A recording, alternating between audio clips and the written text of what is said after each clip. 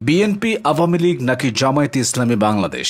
বাংলাদেশের ইতিহাসে সবচেয়ে পুরনো 5 রাজনৈতিক সংগঠন দেখে নিন। Number 5, BNP. 1978 সালে জিয়াউর রহমানের হাত ধরে প্রতিষ্ঠিত হয় বাংলাদেশ জাতীয়তাবাদী দল বিএনপি। এরপর স্বল্প সময়ের মধ্যেই দলটি দেশের রাজনীতিতে হয়ে ওঠে এক প্রধান শক্তি। নাম্বার 4, জাসদ। স্বাধীনতার পর 1972 সালে জন্ম নেয় জাতীয় সমাজতান্ত্রিক দল জাসদ। মুক্তিযুদ্ধের পর আওয়ামী লীগ থেকে বিভক্ত হয়ে ছাত্রলীগের একাংশ ও কিছু বাম নেতার নেতৃত্বে গঠিত হয় জাসদ। Number 3, nap. 1957 সালে আওয়ামী লীগ থেকে বেরিয়ে মাওলানা আব্দুল হামিদ খান ভাসানী গঠন করেন বাংলাদেশ ন্যাশনাল আওয়ামী পার্টি তথা ন্যাপ। এটি ছিল বামপন্থী ও জনগণের অধিকার ভিত্তিক একটি রাজনৈতিক দলের ধারক। নাম্বার 2, আওয়ামী লীগ। 1949 সালে ঢাকার রোজ গার্ডেনে পূর্ব পাকিস্তান আওয়ামী মুসলিম লীগ নামে যাত্রা শুরু করে দলটি। হোসেন শহীদ সোহরাওয়ার্দী, মাওলানা ভাসানী, শেখ মুজিবুর রহমান ছিলেন এই দলটির প্রতিষ্ঠাকালীন নেতা। Number 1, CPB. Bangladesh communist party CPB 1948 সালে প্রতিষ্ঠিত হয়। বাম ধারার এই দলটি মূলত কৃষক, শ্রমিক ও প্রগতিশীল রাজনীতিতে বিশ্বাসী।